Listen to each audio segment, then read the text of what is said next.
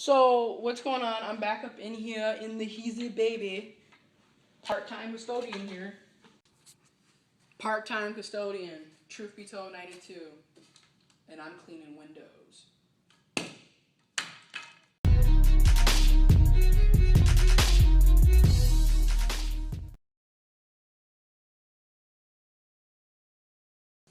What is going on, guys? The Truth Be Told here, aka part-time custodian.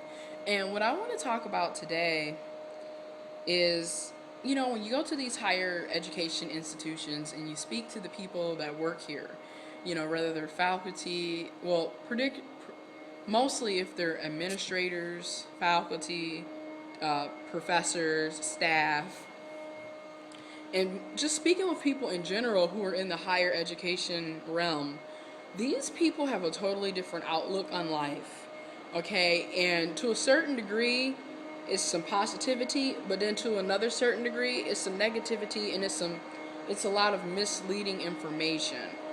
And I feel like, to a certain extent, when you go to these, people, they're not really giving you sound advice or good advice at all.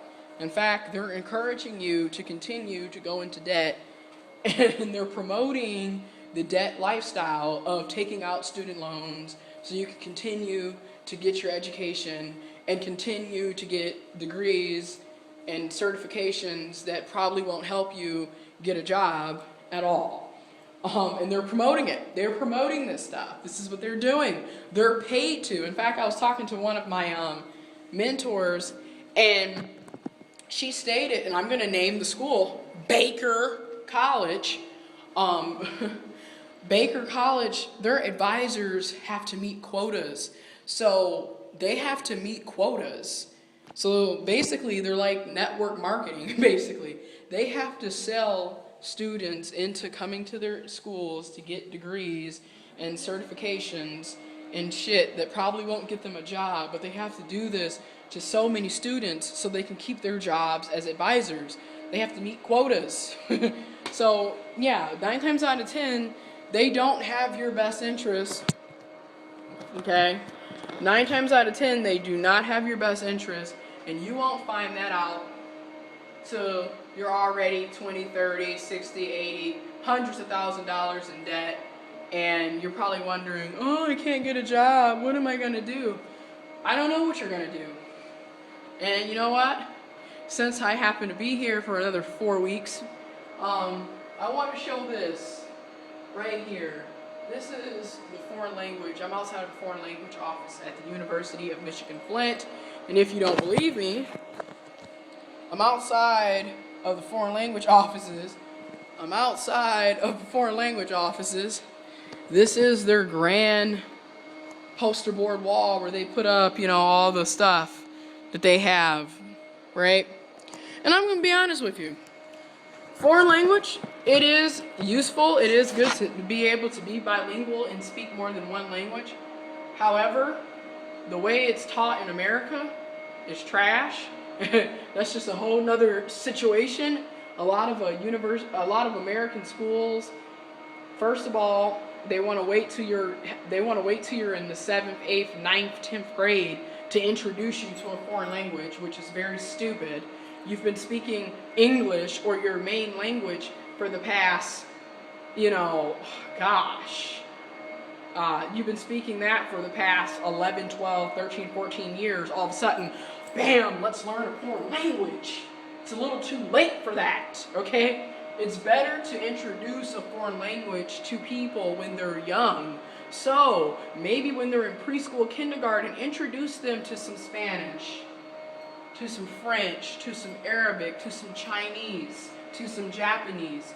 That's when you want to introduce it when they're young, not when they're 13, 14, 15.